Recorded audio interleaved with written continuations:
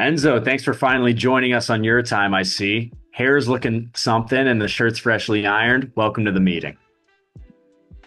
Okay, what is this meeting about? Yeah, this meeting's about the assignment I gave you 2 weeks ago, and I'm still waiting for it to come across my desk. You gave me 3 weeks to do that. I did indeed, and I really thought, you're such a go-getter. He'll probably get it done sooner. I was wrong, surprise, and I'm still hoping you can get that across Why my didn't you desk just say pretty that? soon. Why didn't you just give me a week? Why didn't you Why say, don't you not interrupt me, and how about you get it across my desk soon? so I know you probably watched that skit and you say to yourself, oh my God, Enzo Elaborates has gone full politician. Well, you'd be wrong because anyone who's watched this channel long enough knows I'll never go into the corporate greed of politics. But I'm not going to get political. But again, we don't get political on this channel. So I'm not going to get political. It wasn't anti-sarcasm propaganda. If you think that, you're a genius. See what I did there? Let me keep the sarcasm going. This haircut that I got is very satisfying to me. I'm very happy with the results.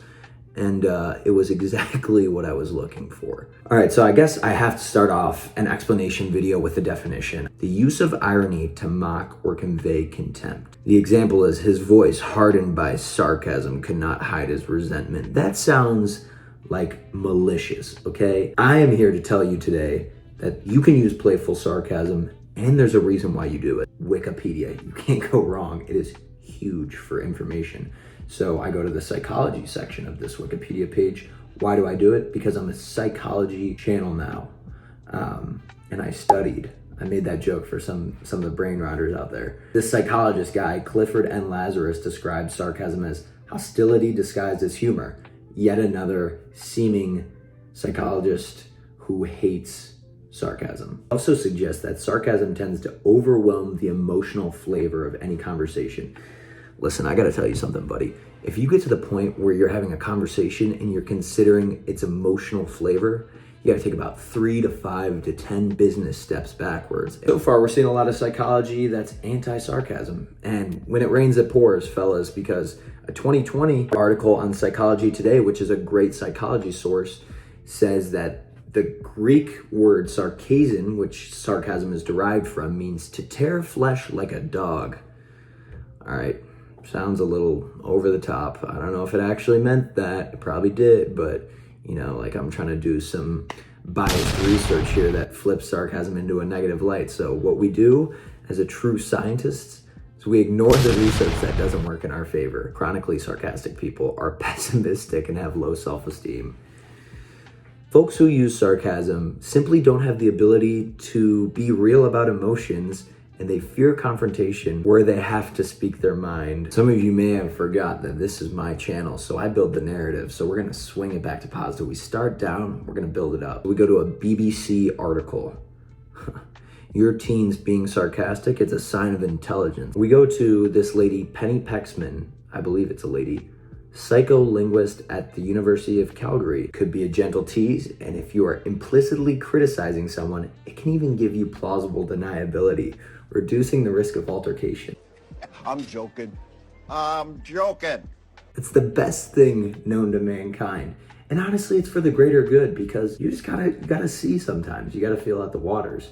I'm just looking at myself talking about this and I seem like a cynical individual. What is wrong with me? So as a start, I'd like to thank Penny Pexman because she's challenging the rhetoric in the field. So shout out Penny Pexman. What's that? More biased research? You got it.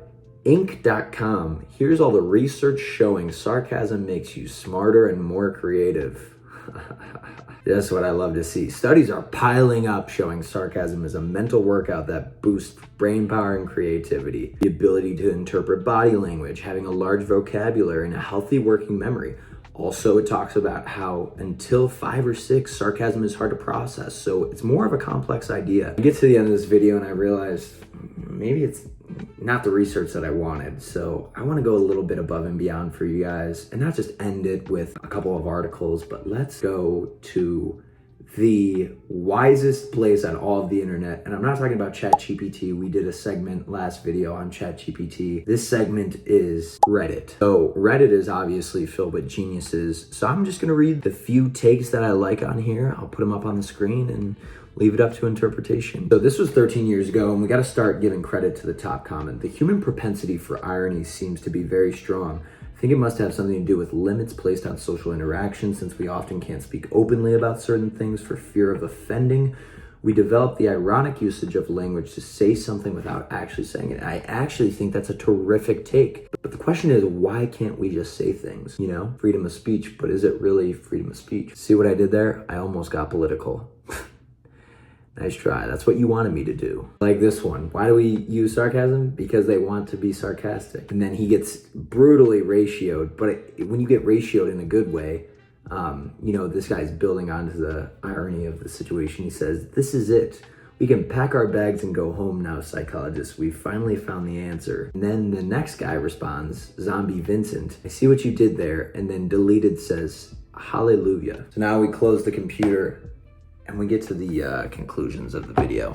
Our research is done. My turn to speak. King in my chair, about to give you my opinion. Overall, what's my opinion? Why do we use sarcasm? I do like the plausible deniability avenue. I would say that. But maybe you're doing that with good intentions, right? You want to see what kind of things a person wants to hear and what they don't want to hear, and you don't want to hurt them maybe. So you want to say something not insincere, but just not rude.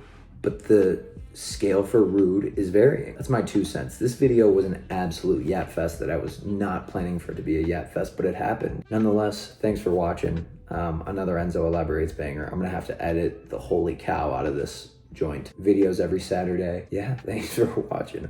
All right, we out.